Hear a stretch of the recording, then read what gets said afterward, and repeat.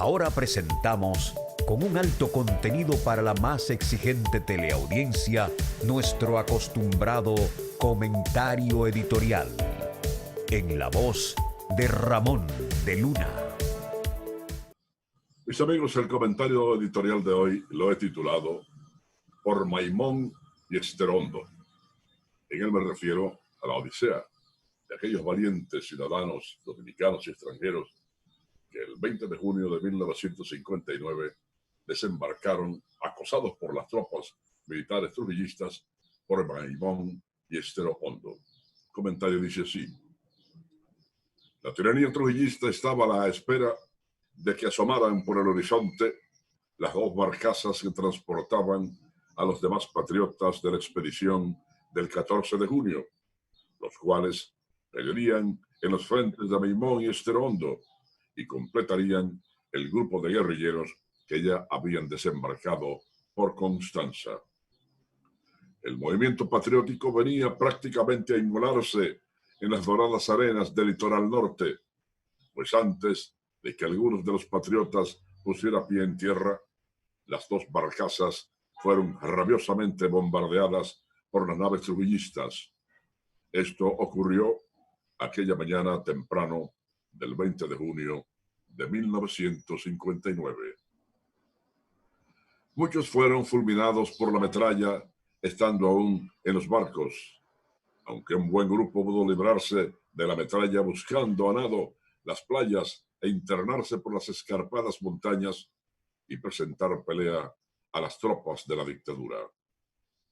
Un día por la avenida Franco Vidó, que hoy lleva el nombre del padre de la patria, Juan Pablo Duarte, alcanzamos a ver a uno de los patriotas que había sido capturado, al cual llevaban en un jeep presuntamente hacia la fortaleza San Luis.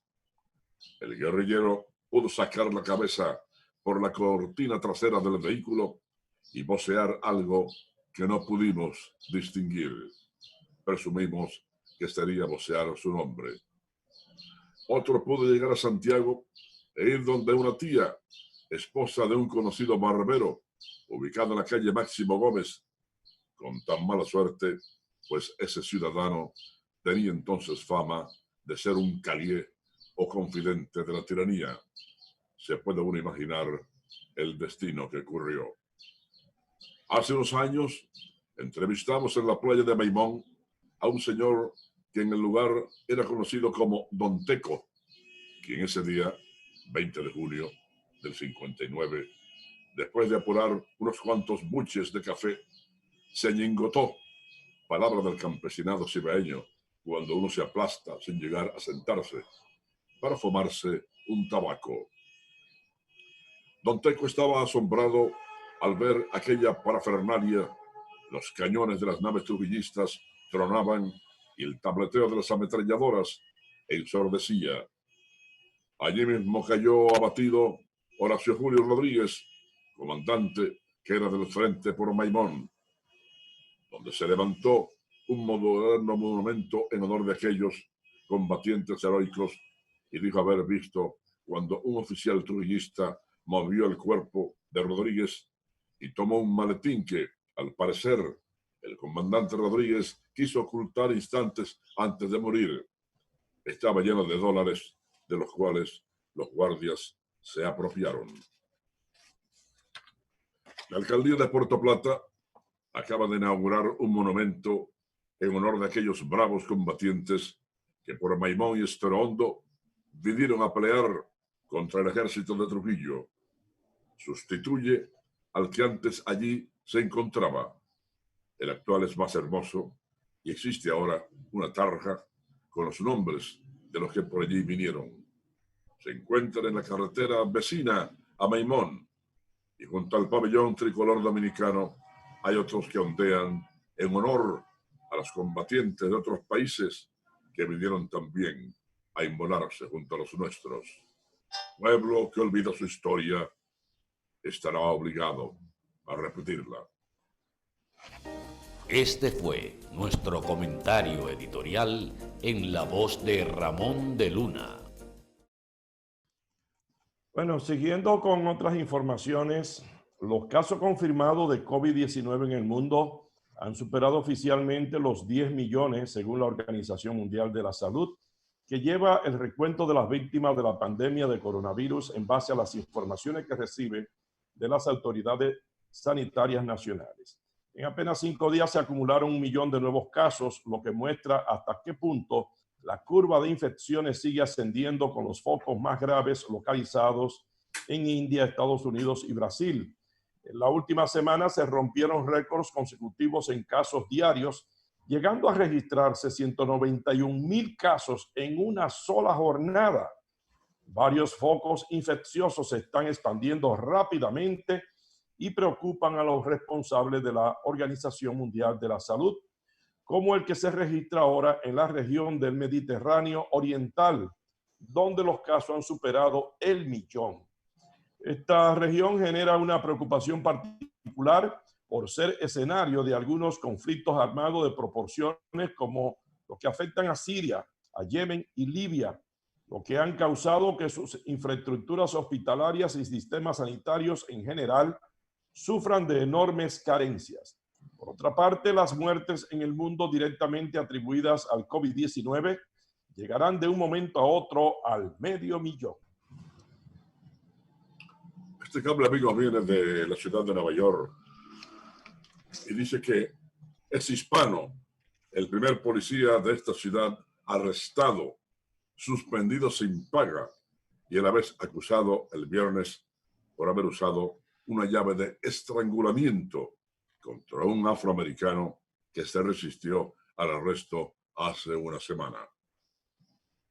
Asimismo, ayer domingo, en horas de la madrugada, una multitud en el sector de Harlem lanzó decenas de botellas y otros objetos a varias patrullas policiales luego que acudieran al lugar por reportarse disparos. No hubo arrestos y el incidente está siendo investigado, de acuerdo a la policía. Mientras que el agente acusado de estrangulamiento es el hispano David Afanador, quien sometió con dicha llave a Rich Bellevue, de 35 años, para poderlo neutralizar mientras sus compañeros lo esposaban. El oficial podría enfrentar hasta 7 años de prisión si es hallado culpable. Este incidente ocurrió en un paseo marítimo cerca de la playa de Far Rockaway, en Queens, cuando la policía recibió una llamada a las 8 de la mañana de que una persona gritaba con gestos y además raros a todo el que pasaba por el lugar. Llegaron 4 agentes y allí Bellevue se resistió al arresto. Cuando los agentes se le abalanzaron, Afanador aplicó la llave de estrangulamiento.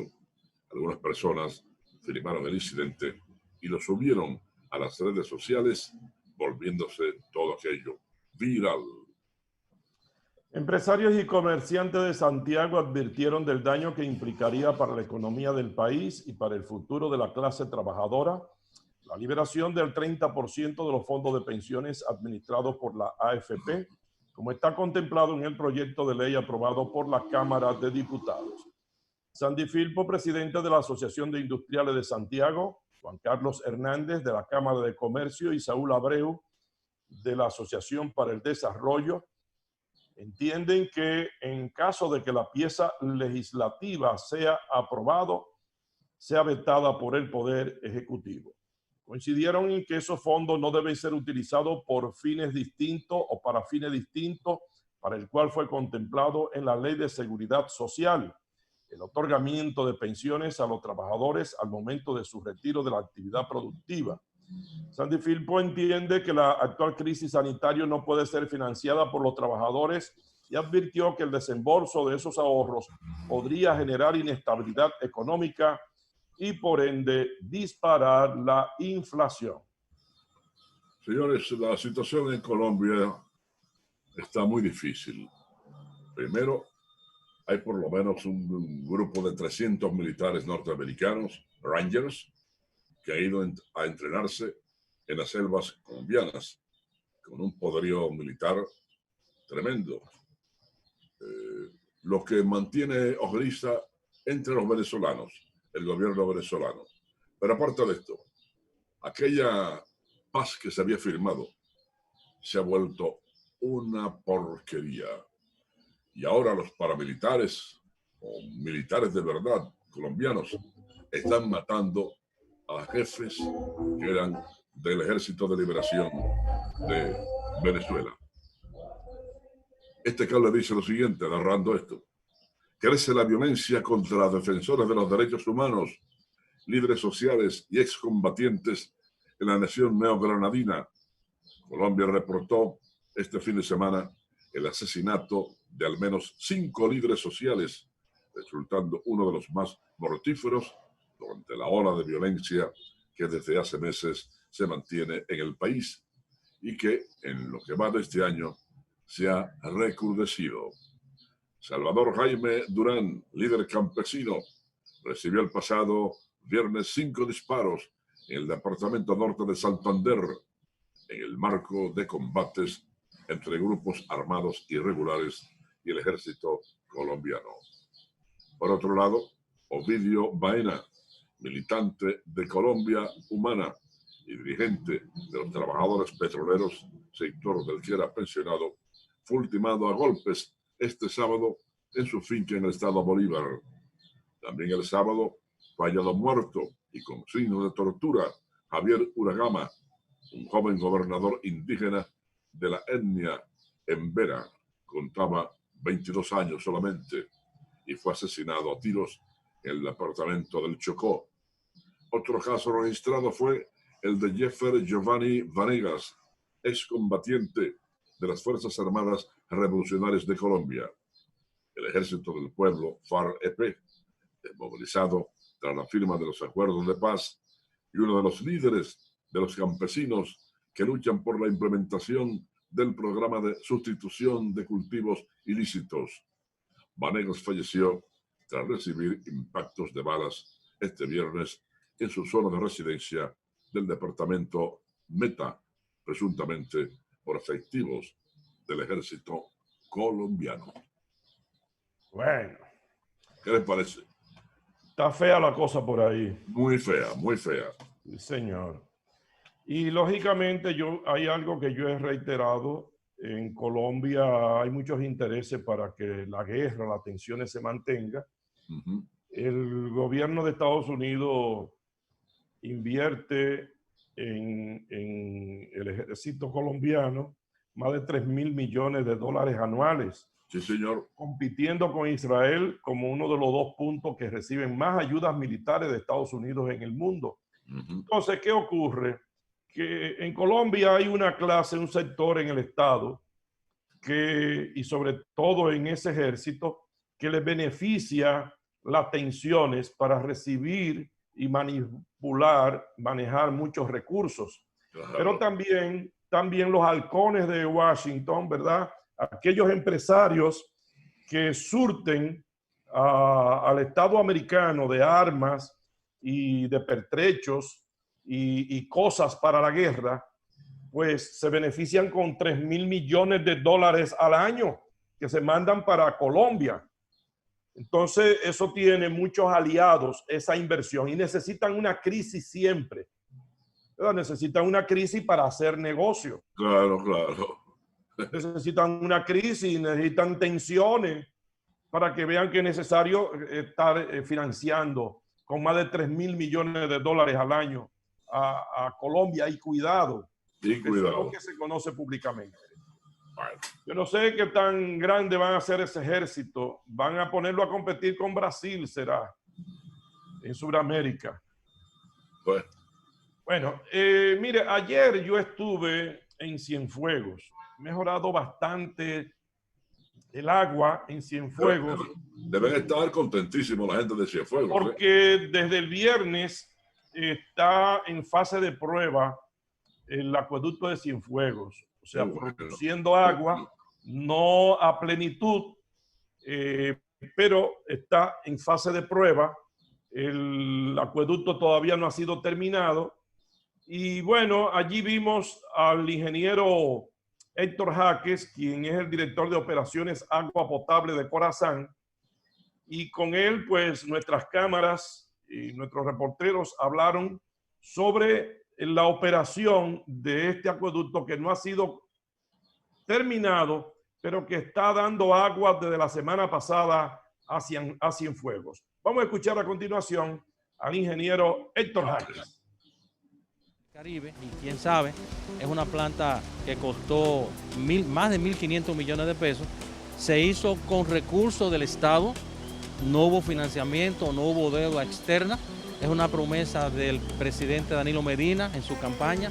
Lo que sí queremos pedirle a todos los habitantes de aquí, de Cienfuegos, que a partir de ahora necesitamos el apoyo de ellos en dos sentidos. Primero, que hagan un uso racional del agua. ¿Qué significa un uso racional? Que usen el agua adecuadamente. Y sobre todo, que comiencen a corregir las fugas que hay dentro de la casa, porque la red de distribución y sobre todo las redes internas, como hasta ahora tenían poca presión, poco volumen de agua, van a someterse a presiones más grandes y por tanto van a haber fugas. Entonces necesitamos que nos ayuden con eso, con corregir.